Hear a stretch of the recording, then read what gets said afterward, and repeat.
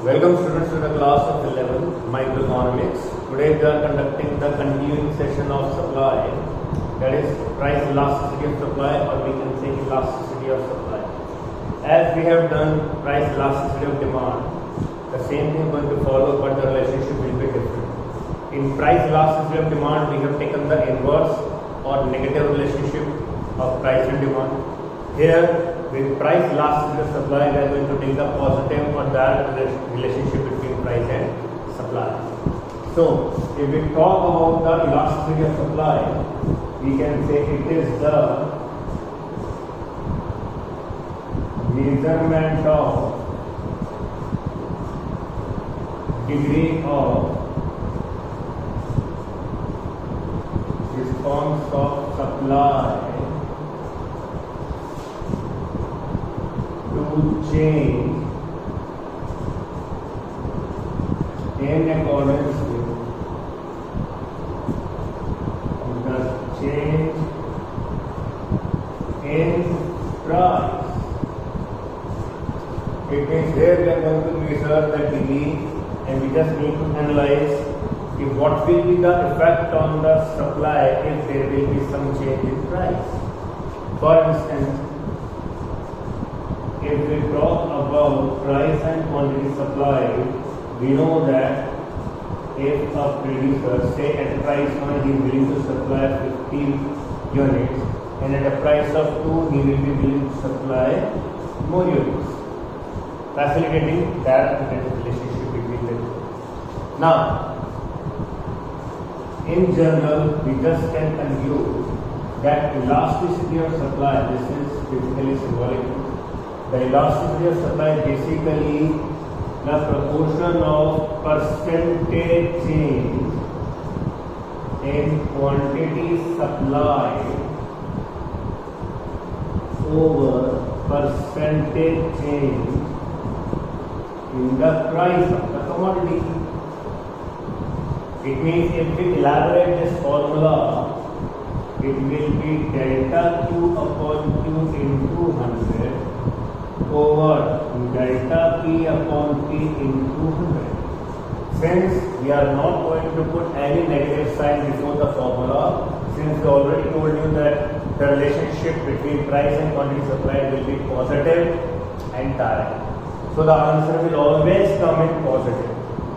Now, if we just simplify this formula, we will be getting delta Q upon Q, we cut 100 by 100 and reciprocate this, we will be getting P upon delta P. Fine.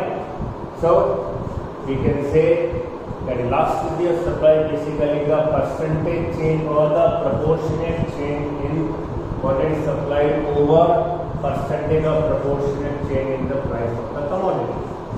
Now, there are numerical based upon this that the student may need to start with. Just keeping in mind the direct relationship between price and quantity demanded. If we talk about delta Q, we can say delta Q will be Q1 minus Q, whereas Q1 will be new supply,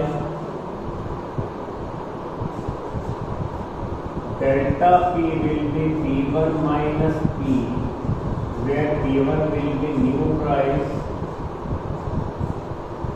If we talk about Q and P, this will be base or original price, original quantity that were earlier being supplied at this base price. It means if we talk about this table, 1 was deemed to be P, 50 was deemed to be Q, 2 was deemed to be P1, 100 was deemed to be Q1. So we can easily find out delta Q, delta P, Q1, P1, Q1, P, and put it in the format to get the reliable answer. Fine. So by this we can facilitate the elasticity of supply and various numericals that are coming into your way. Now, in respect of the degrees of price elasticity that we are going to see now, that we have 5 degrees of elasticity in the same way that we have seen in the price elasticity of demand. There also we have seen 5 degrees of price elasticity. Here also we are going to see the degrees of price elasticity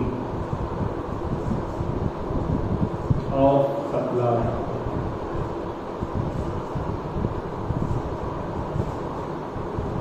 So starting with first one, E is infinity. It means when the aggregate supply, when elasticity of supply will be infinity, it will be termed as perfectly elastic.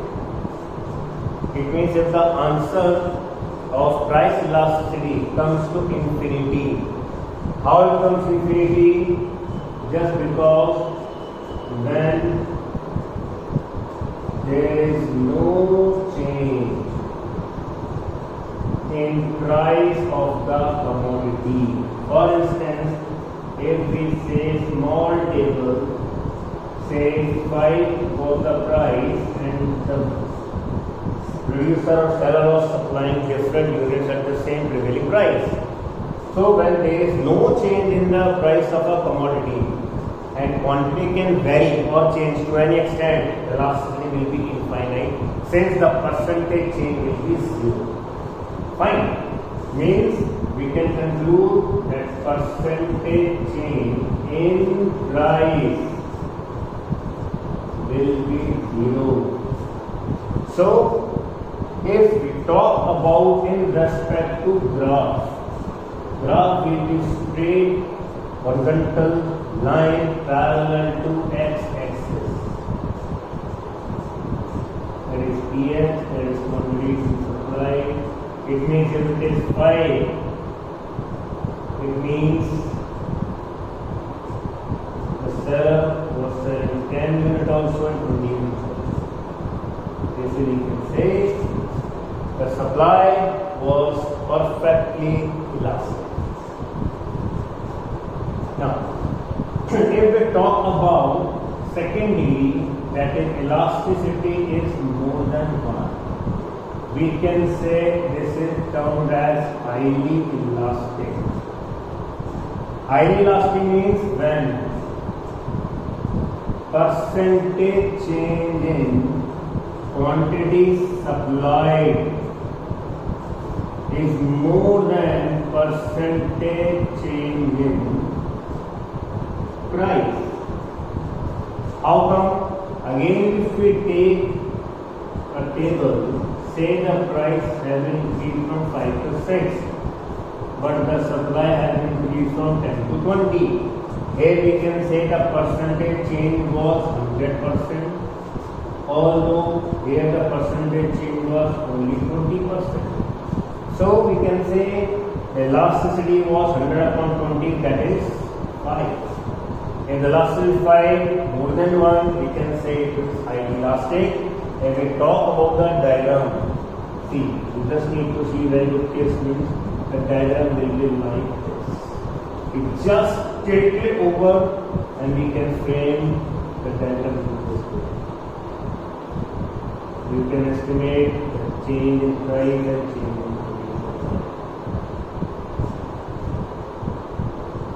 Px, Qx.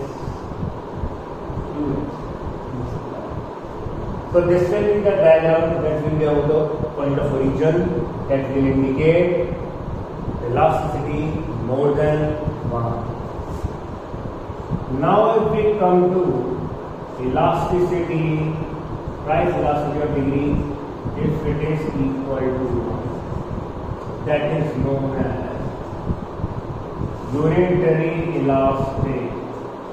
Unitary elastic means when percentage change in price, in quantity supplied is exactly equal to percentage change in price of the commodity. So again, if we take a table P and Q, say if it was 5 and 6, then it was say 10 and 12.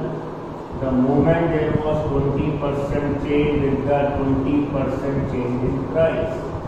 So the answer will be reaching to 1. We can say the elasticity is unitary. The graph will be, the diagram will be like this. It will be starting from origin point, straight for the DD line. So Px, Qx, we can say the change will be same. Here we can say same change as we can do. So in respect of the diagram, we can say it will move from the point of origin. If we just go to the diagram, what is going on? When it was perfectly elastic, it was horizontal line. We just tilted it to some extent, we got more than 1. Again we tilted to some more extent, we got equal to 1 from the point of origin. Again we tilted to some more point. When starting from x-axis, we can say elasticity of supply will be less than 1. Less than 1 means we can say less elastic. Now, if we talk about less elastic, we can say when the percentage change in quantity supplied is less than percentage change in price. So we can conclude that elasticity will be less than 1. So how come? If we can schedule the table, say if it is 5 and 10, and if the demand quantity supply is 10 and 12, it means it was having a 20% change due to 50% change in price, leading to, we can say, 0.4 as the elasticity of supply. Now, if we conclude with the diagram, we just need to make in this form. Here we can easily estimate the change in supply is less than the change in price. Y, x, quantity of x, price of x, origin, supply. So these are basically the 4 degrees of supply that we have seen so far. Fine. The last middle supply, that is elasticity, is equal to 0. That we are going to see. Now, if we talk about elasticity equal to 0, let's take it over the point. Now, if we talk about elasticity of supply, that is equal to 0. We can say it will be straight vertical line. What does this indicate? It indicates that there will be no change in quantity.